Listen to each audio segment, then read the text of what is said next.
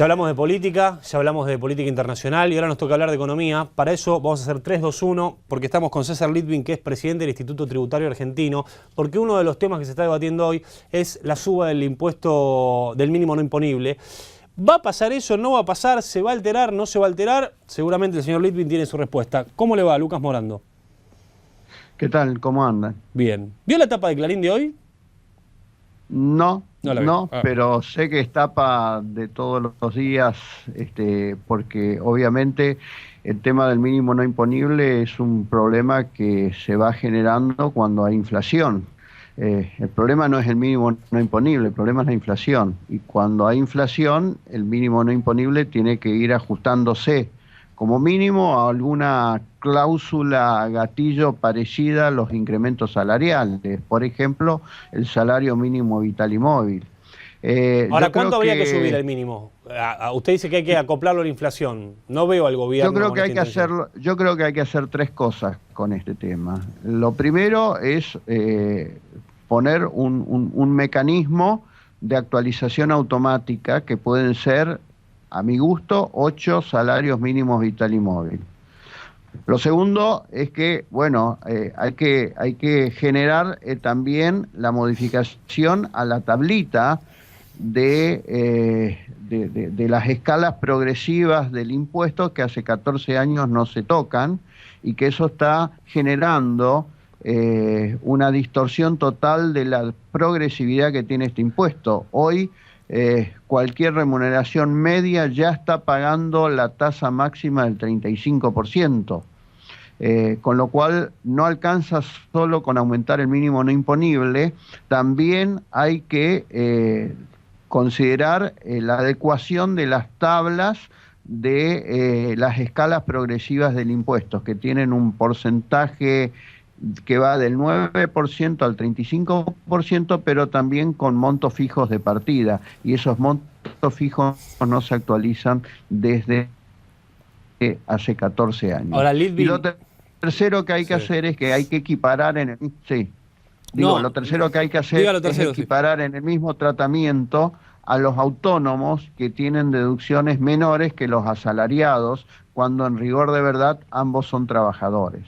Ahora, hacer un cálculo en función de la inflación, digamos. Si la inflación sube un 30% anual, el mínimo no imponible se actualiza automáticamente un 30% anual. ¿Es una locura pensar eso?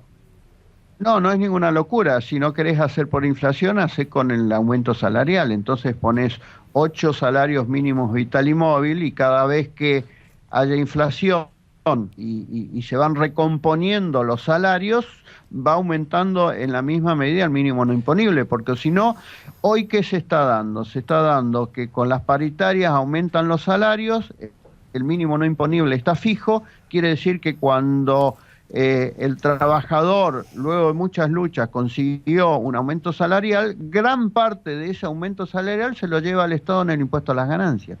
Ahora, si el Estado hiciera esto, ¿no estaría reconociendo de alguna forma que algunos indicadores de la economía no están funcionando bien? Porque si tiene que modificar el mínimo porque sube el sueldo y el sueldo no alcanza, ¿no sería un reconocimiento de que hay engranajes de la economía que están fallando?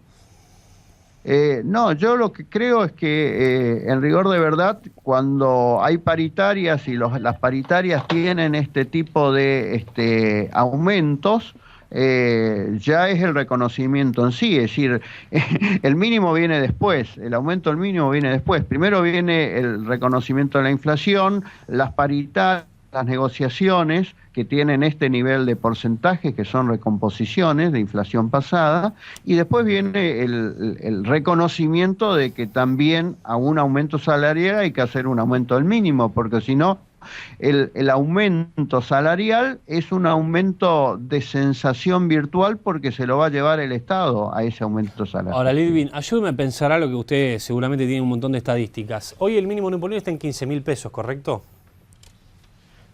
Hoy los trabajadores que tienen una remuneración mensual de 15.000 pesos brutos, que son 12.000 y pico en el mes, netos, no pagan impuestos. Los que cobran menos de 15 no pagan impuestos. Los que cobran 15.001 ya sí. 15.001 ya pagan. Y lo que le quiero preguntar es, ¿cuántos trabajadores en la Argentina cobran más de 15.000 pesos? No tengo esa estadística. Pero es un porcentaje muy pequeño, ¿no? De toda la torta salarial. No, ¿No? yo creo que no. Si hoy están siendo afectados por este impuesto a las ganancias, están siendo afectados operarios, están siendo afectados encargados de edificios, están siendo afectados gente de niveles medios bajos. Hoy una remuneración de 15.000 ¿cómo pesos. medios bajos? Espere, a ver, si uno es un encargado de edificio con 30 años de experiencia, seguramente cobra 15 lucas. Si uno es un obrero Sí. un gremio que pague bien, y si es un obrero petrolero y cobra 30.000 pesos. Ahora, en general, me da la sensación, por todas las escalas salariales que hay en este país, que más de 15.000 pesos no cobran mucho. Digo, con esto no estoy justificando ni criticando. Lo que le pregunto es la dimensión que afecta al mínimo no imponible. No, pero vayamos a otro punto previo. El impuesto a las ganancias es un impuesto que en teoría y desde la concepción técnica es el más justo de todos, porque lo que mide son capacidades económicas. Sí. Y el que mejor mide la capacidad económica para contribuir con el Estado es el impuesto a las ganancias, porque es el que gana, tiene que pagar impuestos, porque tiene que contribuir. El punto es la frontera. A partir de qué momento lo que uno gana tiene que destinar una porción de eso al pago de impuestos. Entonces, digo, en general el impuesto a las ganancias era para los niveles medios altos, para que contribuyan con el sostenimiento del Estado, porque los niveles medios bajos ya vienen contribuyendo todos los días con el impuesto al consumo, que es el impuesto al valor agregado. El sacrificio fiscal lo hace toda la población, pero en ganancias la idea es captar rentas medias y altas.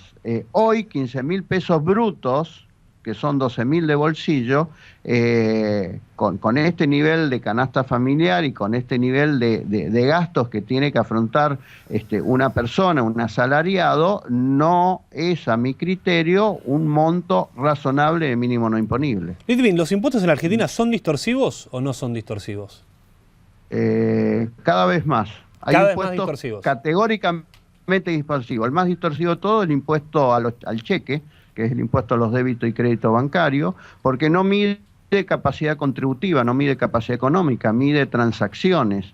Es un impuesto que se puede establecer por emergencia, por algunos meses, por un año, y nosotros ya llevamos más de una década. Se estableció en el 2001, y por una situación de emergencia, recuerdan el 2001, y ha quedado todavía, y es un impuesto distorsivo. El impuesto a las ganancias es distorsivo para las empresas porque no se les permite contemplar el efecto de la inflación, con lo cual las empresas están pagando impuesto a las ganancias sobre ganancias nominales, sobre ganancias ficticias, no sobre ganancias reales. El impuesto a las ganancias para la persona física, cuando no se adecúa al mínimo no imponible, cuando no se adecúa a las recomposiciones salariales o a la inflación, también pasa a ser distorsivo. Y un ejemplo de un impuesto distorsivo, totalmente distorsivo, es la retención a las exportaciones. Y ahí se ve bien la distorsión porque afecta la competencia de los productos que nosotros exportamos.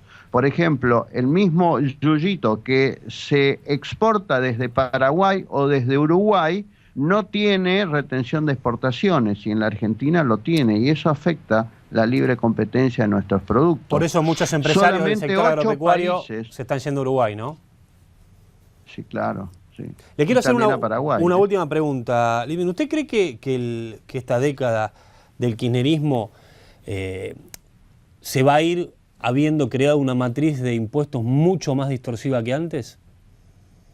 Sí, sin duda, y con una alta presión fiscal.